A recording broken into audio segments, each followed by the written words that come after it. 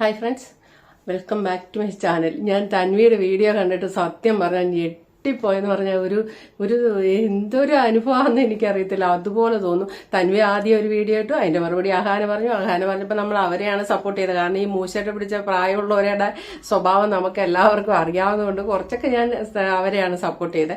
എന്നാലും നമ്മൾ അവരെ നോക്കുന്നതിനും സംരക്ഷിക്കുന്നതിനും അവർക്ക് എത്ര മൂച്ചട്ട സ്വഭാവം ഉണ്ടെങ്കിലും നമുക്ക് അതിൽ നിന്ന് ഒഴിഞ്ഞു മാറാൻ പറ്റില്ല. കാരണം നമ്മളെ ചെറുപ്പകാലത്ത് അവർ നോക്കിയത്, അതുകൊണ്ട് ഒരു രക്ഷയില്ല. അത് നോക്കിയേ പറ്റുള്ളൂ, അല്ലാതെ പിണങ്ങിയിരിക്കാൻ നമുക്ക് അവകാശമില്ല. അതാണ് അതിന്റെ റിയാലിറ്റി. അതാണ്. ഇനി എത്ര മൂച്ചയായിട്ടാണേലും നമ്മൾ ഇനി അവരുമായിട്ട് ഒരു ബന്ധമില്ല അങ്ങനെ പറയാൻ നമുക്ക് പറ്റത്തില്ല. നമ്മളെ ജനിപ്പിച്ച് വളർത്തിയത് അവരാണ്, നമ്മൾ നോക്കിയേ പറ്റൂ, കടമയുണ്ട്, അത് ചെയ്തേ പറ്റുള്ളൂ. അതാണ് നമ്മുടെ ലോകം. അല്ലെ നമ്മൾ ദൈവത്തിന്റെ മുന്നിലാണേലും നമ്മൾ തെറ്റുകാരാകും. അവരുടെ സ്വഭാവം കൊണ്ട് അവരെ നോക്കില്ല എന്ന് നമ്മൾ പറയുന്നതിൽ അതിലൊരു കാര്യമില്ല. അങ്ങനെയാണ്. കാരണം അവരുടെ ഈ 70-80 വയസ്സായവരുടെ സ്വഭാവം നന്നാക്കിയിട്ട് നമുക്കിനി അവരെ നോക്കാൻ പറ്റുമോ? അതൊന്നും പറ്റത്തില്ല.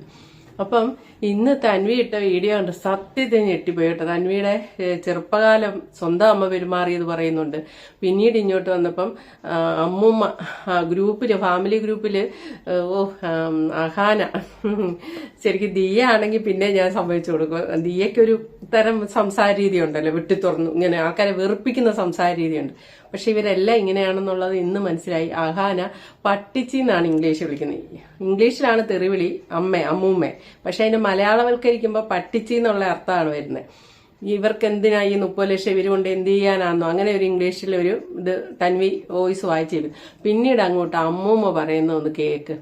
അമ്മൂമ്മയൊക്കെ നമ്മള് മിഡിൽ ക്ലാസ് അല്ലെ, നമ്മൾ വെറും സാധാരണക്കാരായ ആൾക്കാരോ, നമ്മൾ ആരേലും അമ്മൂമ്മയൊക്കെ ദാറ്റ് ലേഡി, എടി പൊടി, വസന്ത, നീയ, പട്ടിച്ച്, ഇങ്ങനെയൊക്കെ അമ്മൂമ്മമാരെ വിളിക്കുവോ? എന്റെ പൊന്നെ എന്ന് പറയാതിരിക്കാൻ പറ്റില്ല. എന്റെ പൊന്നെ സമ്മതിച്ചു കൊടുക്കണം. ഇവരൊക്കെ ഹൈ സ്റ്റാൻഡേർഡിലോട്ട് എത്തിക്കഴിയുമ്പം ഇംഗ്ലീഷ് പറയുമ്പം ഇംഗ്ലീഷിന്റെ മലയാളമാണോ യു എന്ന് പറഞ്ഞ പറഞ്ഞാൽ നീ എന്ന് പറയുന്ന പോലെ അങ്ങനെയാണോ ഇനി ഇവരൊക്കെ ഉപയോഗിക്കുന്നത്? എനിക്ക് സംശയം.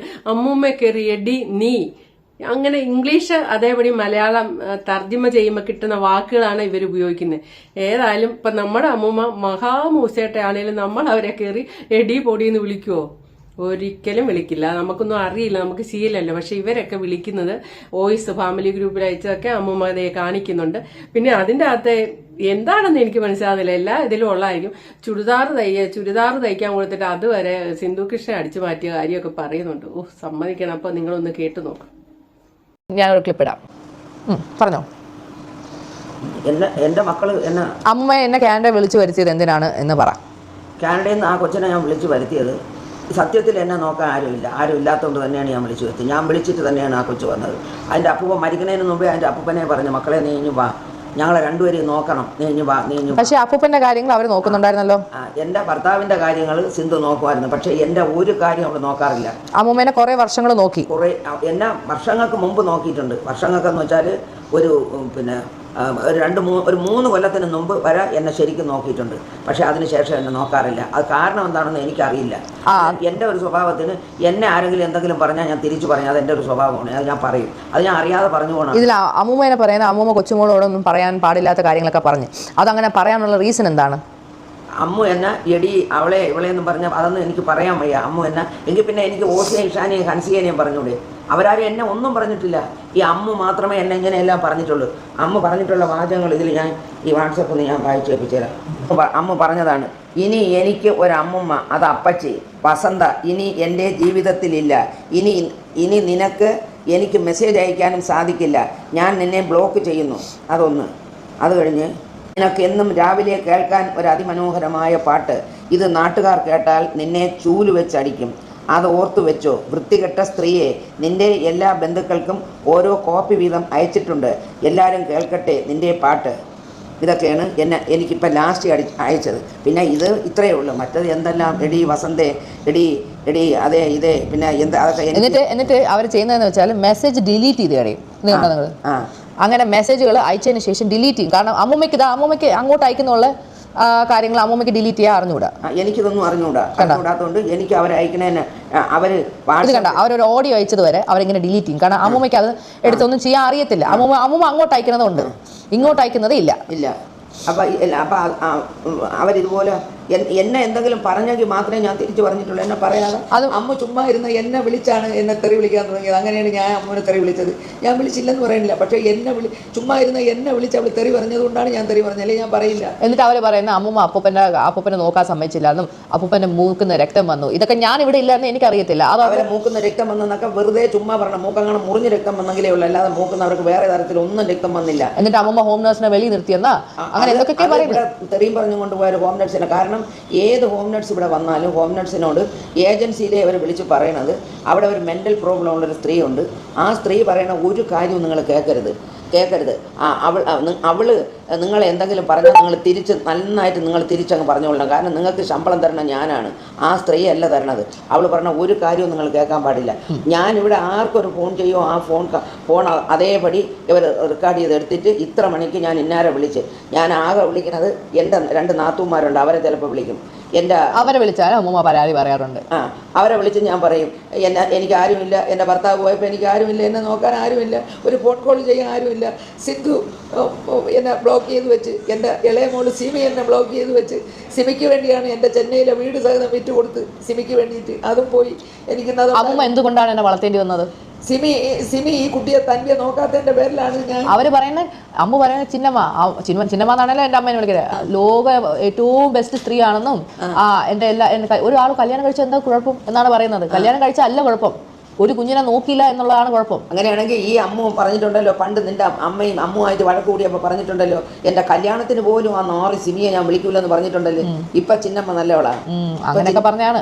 എന്തായാലും ആവട്ടെ. എന്നിട്ട് പറയും അമ്മൂമ്മ അപ്പൂപ്പനുമായിട്ട് അടിയാവുന്നു, അമ്മൂമ്മ അപ്പൂപ്പനെ ഇത് ചെയ്തു, ഉപദ്രവിച്ചു വന്നു, അമ്മൂമ്മ എങ്ങനെ ചെയ്തു എന്നൊക്കെ പറയുന്നത്. അപ്പൊ അതിനെന്താണ് പറയാനുള്ളത്? ഞാനും എൻ്റെ ഭർത്താവും തമ്മിൽ അടികൂടിയ നാട്ടുകാർക്ക് എന്ത്? ഞങ്ങൾ ചിലപ്പോൾ അടികൂടും പിടികൂടും പലതും ചെയ്യും, അത് ആരും തിരക്കേണ്ട ഒരു കാര്യവുമില്ല. ഞങ്ങൾ 10-58 വർഷം കൊണ്ട് ഒന്നിച്ച് ഞങ്ങൾ ജീവിച്ചു. അങ്ങനെ ഒരു പ്രശ്നം ഉണ്ടെങ്കിൽ അപ്പൂപ്പനെ പണ്ടേ ഡിവോഴ്സ് ചെയ്താൽ പോലും. അപ്പം അങ്ങനെ ഞാനും എൻ്റെ ഭർത്താവും തമ്മിൽ എന്തെങ്കിലും പ്രശ്നം ഉണ്ടെങ്കിൽ അവരൊക്കെ അങ്ങ് എന്നെ ഡൈവേഴ്സ് ചെയ്ത് കളഞ്ഞൂടെ? അത് ചെയ്യാതെ എന്നെ ഈ അവസാനം വരെ നോക്കി എനിക്ക് കിടക്കാനൊരു വീടും എനിക്ക് ജീവിക്കാനുള്ളതും ഒക്കെ തന്നിട്ട് തന്നെ എൻ്റെ ഭർത്താവ് പോയത്. ഇവരെല്ലാവരും നന്നായിട്ട് പറഞ്ഞല്ലേ, എന്തിനപ്പൂപ്പ ആ സ്ത്രീക്ക് ആ വീട് ആ സ്ത്രീയുടെ പേരിന് കൊടുത്തെന്തിനപ്പൂപ്പ, എന്തിനപ്പൂപ്പ ആ സ്ത്രീയുടെ പേരിന് പൈസ ഇട്ട് കൊടുത്തത്, അപ്പൂപ്പ എന്തിനു വേണ്ടി അത് ചെയ്തതെന്നല്ല അവർ ചോദിച്ചല്ലോ. ഈ അമ്മ ചോദിച്ചല്ലോ. ഈ അഹാന അവിടെ നിന്ന് എന്തെങ്കിലും ഫ്രൂട്ട്സ് വാങ്ങിച്ച് ഇവിടെ നിൽക്കുന്ന അലൻ എന്ന് പറഞ്ഞൊരു ഹോം നഴ്സ് നിന്നിട്ടുണ്ട്, അവൻ്റെ കയ്യിൽ ഫ്രൂട്ട്സ് വാങ്ങിച്ച് കൊടുത്തിട്ട് അവൻ്റെ അടുത്ത് പറയും, അലൻ അവിടെ ചെന്ന് ആ അമ്മൂമ്മയോട് പറയണം, ഈ ഒരു ഫ്രൂട്ട്സ് പോലും അമ്മൂമ്മ എടുക്കാൻ പാടില്ല, ഇത് അപ്പൂപ്പന് വേണ്ടി മാത്രം വാങ്ങി തന്നതാണെന്ന് ഞാൻ പറഞ്ഞെന്ന് അലൻ പറയണം. അലൻ പറയാതിരിക്കരുത്. ആ പയ്യൻ അതേപോലെ ഇവിടെ വന്ന് എന്നോട് പറയുമായിരുന്നു. അഹാന ചേച്ചി പറഞ്ഞ് ഈ ഫ്രൂട്ട്സ് അതെല്ലാം ഒരു പേരയ്ക്ക, ഒരു ഓറഞ്ച്, ഒരു ആപ്പിൾ, എന്നാ അപ്പൂപ്പന് അങ്ങനെ ഇഷ്ടം പോലും അല്ല. അപ്പം എന്ത് കൊണ്ടുവന്നാലും ഞാൻ തിന്നാതെ എൻ്റെ ഭർത്താവ് തിന്നില്ല. ഒരു സാധനവും എനിക്ക് തന്നെ അവർ തിന്നും. അവർക്ക് എത്ര വയ്യെങ്കിലും എനിക്ക് തരാതെ ഒരു സാധനവും അവർ കഴിക്കില്ല. പക്ഷേ അമ്മ അങ്ങനെ പറഞ്ഞ് കൊടുത്തയച്ചിട്ടുണ്ട്. എന്നിട്ട് ആ പയ്യനോട് തീർത്ത് പറഞ്ഞ് ഞാൻ പറഞ്ഞെന്ന് പറയണം, ആ സ്ത്രീ ഇതൊന്നും എടുക്കാൻ പാടില്ല എന്ന്. എന്നിട്ട് അവസാനം അമ്മൂമ്മ ഇവിടെ വീട്ടിൽ വന്നിട്ട് അവരെല്ലാവരും എന്താ പറഞ്ഞ, കല്യാണത്തിന്റെ കാര്യം എന്താണ് പറഞ്ഞത്? കല്യാണം ഇവിടെ ലാസ്റ്റിൽ അമ്മു എന്നെ അടിക്കാനായിട്ട് വന്നായിരുന്നു. ഞാൻ പറഞ്ഞു എന്നെ അടിച്ചാൽ ഞാൻ ഇപ്പം പോലീസിനെ വിളിക്കുമെന്ന് പറഞ്ഞു.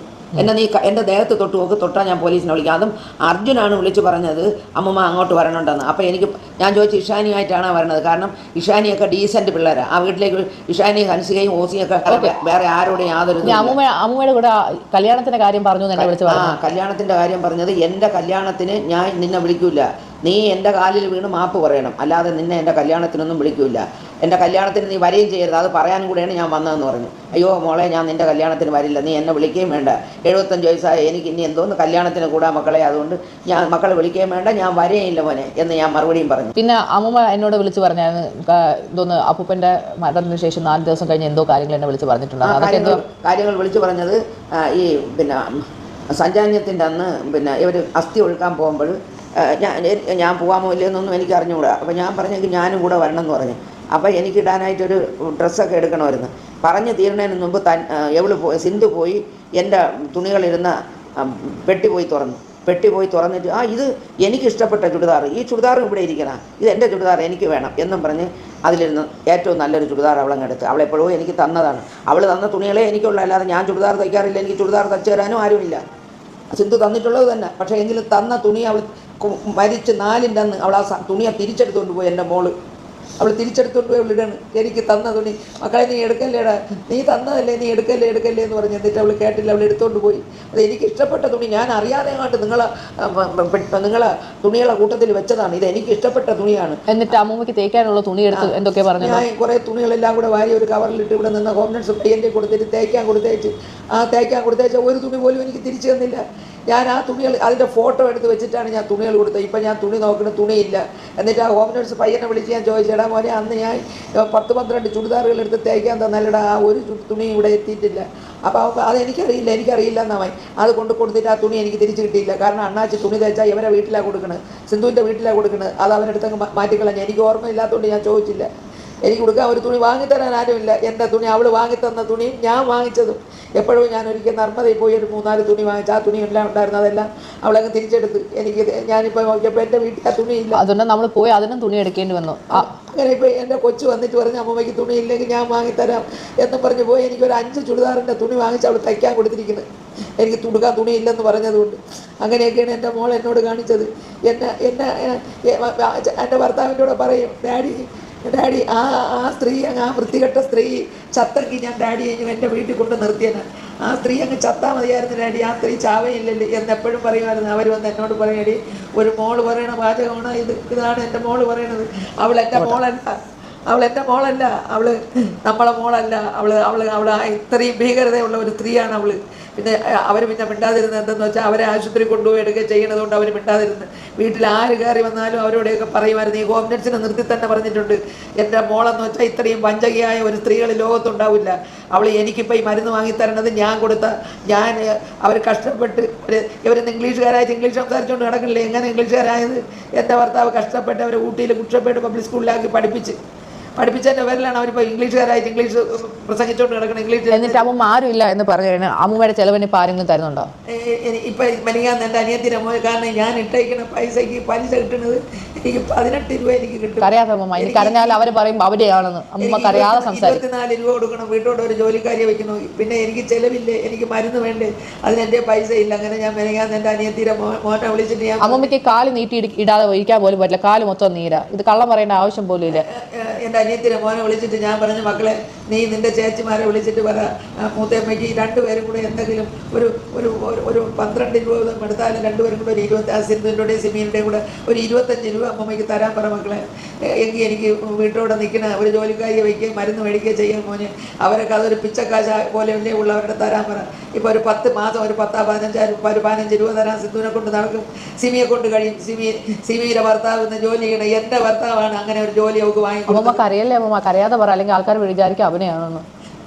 എന്നിട്ട് ഞാനിന്നതാ ഇങ്ങനെ ഇരിക്കുന്നു, എനിക്ക് ആരുമില്ലാതെ ഞാൻ ഇരിക്കുന്നു. അവരത് ഓർത്തിട്ട് വേണം ചെയ്യാൻ, അല്ലാതെ അവർ നല്ലവരാണെന്നോ സ്വന്തം അമ്മൂമ്മ എത്ര പ്രശ്നമാവട്ടെ അങ്ങോട്ട് ഒരു സ്വന്തം അമ്മൂമ്മേനെ വിളിക്കുന്നതാണ് ബിച്ച് കുഞ്ഞെണീച്ച് ബിച്ച്. സ്വന്തം അമ്മൂമ്മേനെ വിളിക്കുന്നതാ വസന്ത, എടി പോടി എൻ്റെ ഇങ്ങനെയൊക്കെയാണ് സംസാരിക്കുന്നത്. അപ്പോൾ ഇതൊക്കെ അമ്മൂമ്മ വിളിച്ച് കരയുമ്പോഴത്തേക്ക് എനിക്ക് ഭയങ്കര ബുദ്ധിമുട്ടാണ്. പിന്നെ ഞാൻ വിചാരിച്ചു ഓക്കെ യെസ് ലിയാൻ. അപ്പോൾ എന്തായാലും എൻ്റെ 2 കുട്ടികൾക്ക് എന്നെ ഇപ്പോൾ ആവശ്യമുണ്ട്. ഇനി വ്ളോഗും ചെയ്തുകൊണ്ടിരിക്കാൻ എനിക്ക് സമയമില്ല. നിങ്ങൾ വേണമെങ്കിൽ വിശ്വസിക്കുക, നമ്മളെന്തായാലും ഇത്രയേ ഉള്ളൂ സത്യാവസ്ഥ. ഇതാണ് എൻ്റെ എക്സ്പ്ലനേഷൻ. സോ